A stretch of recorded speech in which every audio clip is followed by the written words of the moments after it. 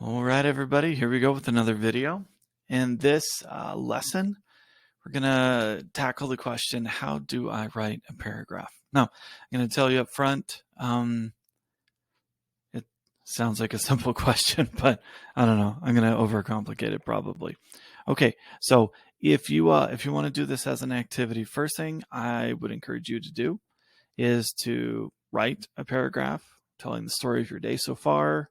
You can pause the video, go write a paragraph, and then come back later, and we'll use this as part of the lesson. Okay, all right. If you're ready, let's move on. So let's start with the question, what is a paragraph?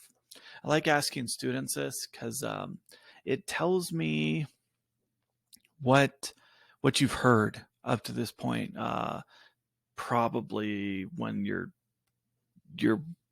working in a college class. It seems like a really simple question. I just asked you to write a paragraph, and when I taught this last week with my college classes, I mean, no one asked a question like, "Well, what do you mean paragraph?" No, they were able to do it because it's something that's I mean, it's not uncommon for us to be asked to do, but we don't usually stop and ask what is a paragraph. So let's go through a definition. Maybe you agree with this, maybe you don't. But here's a definition.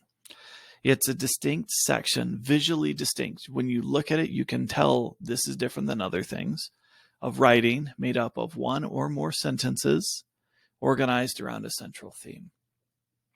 So I think it's important to acknowledge that a paragraph could be one sentence, it could be two, it could be however many it takes. But oftentimes students are taught a specific number.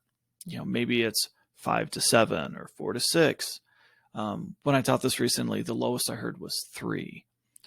And in part, that's because the teachers are trying to encourage students to develop their ideas. So they give them a rule, but that doesn't mean it's standard written English, right? Like, this isn't a rule that applies in every situation. It's more specific, like that is what that teacher is asking for. And that's not always clear to students, that you're just being asked to write paragraphs that long, but that's not what a paragraph is. Does that make sense? There's nothing in grammar. There's nothing in the rules of standard written English that say how long it needs to be. In fact, it could be as short as 1. It could be of any length, really, because grammar really kind of stops at the sentence level. Once you hit a period, a question mark, or an exclamation point, that's where the rules of grammar stop. Beyond that, they're just kind of like stylistic choices. It's an opinion. It's kind of a feeling that the author might have, like, well, I'm kind of done talking about this. I'm going to start something else. But I do think the 3 points of this definition, I think, are accurate. It's visually distinct. A paragraph is only something that really exists in written English. When you speak it, it's not visual. There's no paragraphs. There's just sounds coming out of my mouth, right? It could be as short as 1 sentence, but it could be much, much longer. So it's 1 or more. But what really defines a paragraph is that it is connected thematically. It is talking about the same kind of thing. Well, what's a theme? Well, a theme's a subject. It's a topic. This is another thing that often confuses students when they hear theme. It's often conflated and kind of combined with moral. But a theme and a moral aren't the same thing. They can often be the same in a story. Like, your theme may line up with a moral, not amoral as in like opposite of moral, but it might line up with a moral in a story. But not every story is out to give a lesson. Not every story really has a moral. But it's going to have a topic. It's going to have a subject that it's about. It may have many. And so a topic and a theme are not the same thing. But a paragraph, backing up, a paragraph, it's going to be kind of focused around something. You're going to be able to look at it and tell what it is. And it's hopefully going to develop over the course of however many sentences that it is. So the question is, well, okay, if that's what a paragraph is, how do you know when it's time to start a new one? Well, when you're kind of done with that part of the topic, or you want to shift gears a little bit, maybe redirect and talk about something a little bit different with a similar topic, or just something completely different altogether, that's probably about when it's time to start a new paragraph. So here are a couple of myths. There's really no rule, at least not tied to standard written English, that says how many sentences a paragraph needs to be. It's kind of a stylistic choice. Sometimes we're often given direction that like, well, don't start a paragraph with this or this or this. Again, that's kind of like a stylistic choice, but it's not really a rule tied to standard written English. And more common guidance is that a paragraph needs to start with a topic sentence. Topic sentences are good. We're going to talk about those in a little bit for certain kinds of writing, but it doesn't have to be the first sentence if you even use one at all. Okay, so understand it's a guide. You as the author get to choose to implement. You get to choose where your paragraphs start or when they stop, and move on. I mean, you might get some direction from a teacher, from me, or someone like that saying like, I think this could be more than one paragraph, or maybe I want some more here. And that's guidance, but ultimately as the author, it's kind of your choice. Okay, so remember that paragraph that you wrote earlier? I want you to take a look at it, count how many sentences it is. Does it have a topic sentence, like a sentence that, kind of explains the central theme, and how it's organized? Okay, take a look at that. Understand what you did even before I started talking and try to explain anything. What did you do naturally? Now, obviously there's some context. Earlier when I said write a paragraph, I said, tell me a story of your day. So you may have thought, well, I'm telling a story. And with that, you might have some concept for what that is. You may be thinking, well, a paragraph is 5 to 7 sentences. So maybe you did that. But that being said, just kind of understand what your natural inclination was to do that without much direction. Now, did it work? Do you think you did a good job? Because obviously I'm not judging. I just want you to kind of judge your own writing. If you think it worked, great. If it was shorter than what you might have been taught to do, I mean, if it got the job done, that's great. That's fine. If you think you could have broken up even that one paragraph into multiple paragraphs, might be worth something thinking about. I just want you to take a minute and kind of be self-reflective and kind of aware of what you did in writing before I started explaining anything in this lesson. Okay, let's look at some examples. So this is a quote from a famous speech called "And Ain't I a Woman" by Sojourner Truth. There's a lot of history and background to this, which I'm not going to get into, but let's look at it as an example of a paragraph. That man over there says that women need to be helped into carriages and lifted over ditches and to have the best place everywhere. Nobody ever helps me into carriages or over mud puddles or gives me any best place. And ain't I a woman? Look at me. Look at my arm. I have plowed and planted and gathered into barns, and no man could heed me. And ain't I a woman? I could work as much and eat as much as a man when I could get it, and bear the lash as well. And ain't I a woman? I have borne 13 children, and seen most all sold off to slavery. And when I cried out with my mother's grief, none but Jesus heard me. And ain't I a woman? So there's a lot going on in this paragraph. Now, I don't know for sure. I suspect when she delivered this speech, I don't even know if she had written it down ahead of time or if she just expressed her thoughts or feelings on the topic and someone else wrote it down. I don't actually know. And maybe someone in history does, and maybe you do. But if we look at this as a piece of writing, it's got a common theme presented without it. It's challenging this concept of the author. Isn't she a woman? And it kind of seems like, at least based on some of the stereotypes, she didn't feel like she'd been treated by one. And obviously she she dealt with slavery and other things. There's a lot going on here, but we have this repetition throughout it, this choice to use this refrain, and ain't I a woman? So you can see why they called the speech, and ain't I a woman? Is this a topic sentence? Is this kind of the main theme of this? Maybe. You could argue that it is. But another thing you can kind of see structurally that's going on, she introduces concepts early, gives examples, and then they kind of increase in significance the further she goes. It starts out with this concept for the stereotypes of, how one particular man, and maybe many, thought how women should be treated. And then it kind of increases and compares how she's been treated compared to that, until she finally says, like, I'm alone in this. The only person who really knows what I'm going through is Jesus. And then one last time she says it again, and ain't I a woman? So how many sentences is this? Does this meet kind of what you think of as a paragraph? Does it have a topic sentence? Is it the first sentence? Does it break any sort of rules or conventions? And ultimately, perhaps the most important question, does it work?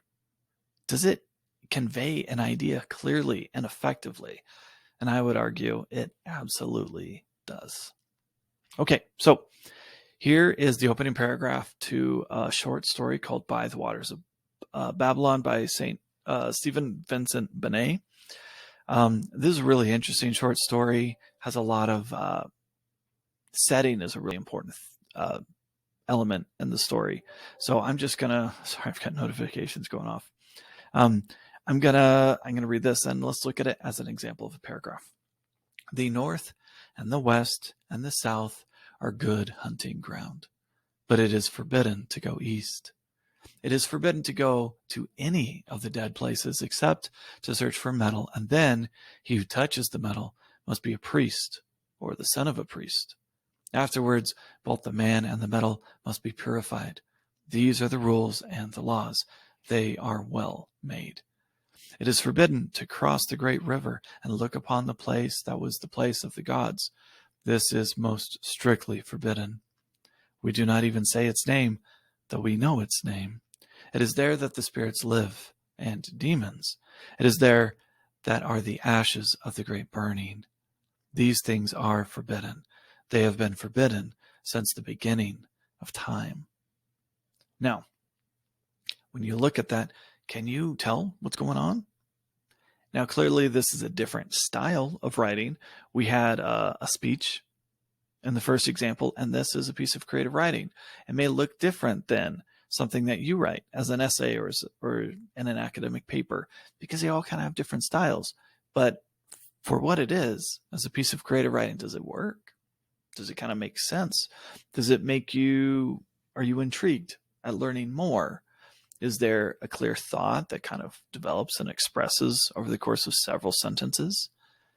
Is there a topic sentence, for example? When I brought this up to students earlier, they brought up two sentences that they thought could be a topic sentence. In the middle, you see, these are the rules and the laws, they are well made. That was brought up as an example about halfway through. And then the last sentence, these things are forbidden. They have been forbidden since the beginning of time.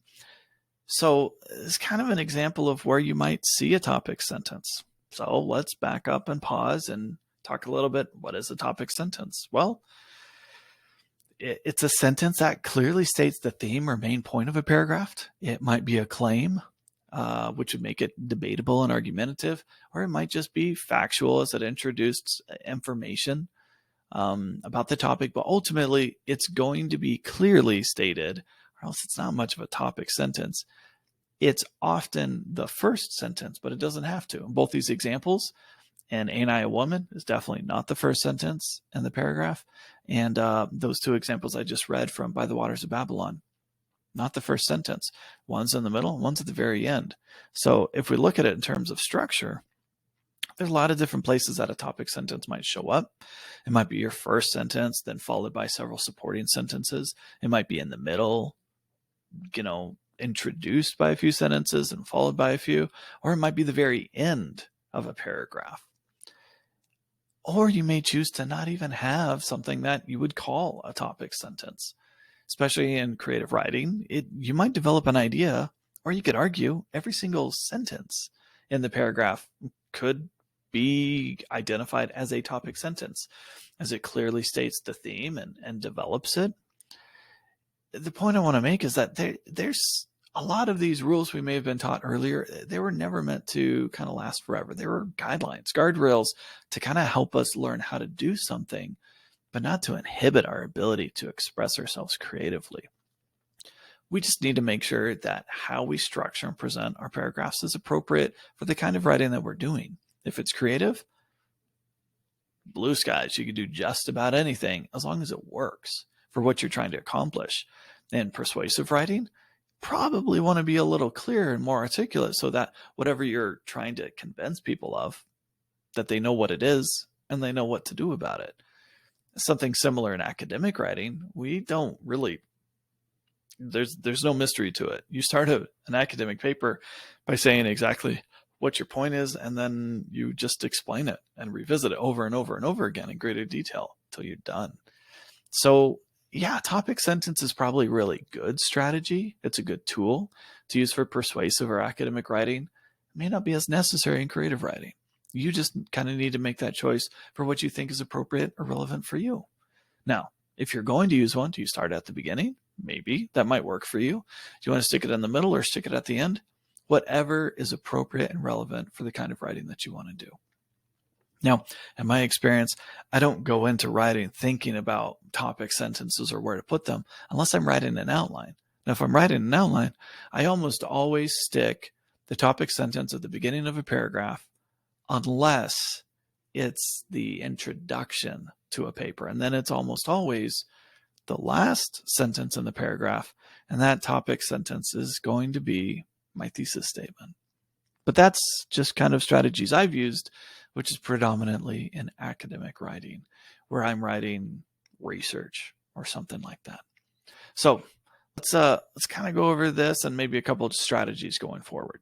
No, we can't cover every single thing about how to write a paragraph, but hopefully by now we have a good idea what it is and what it isn't. It's visual, it's organized around a theme, and it's as long as it needs to be to get that idea across.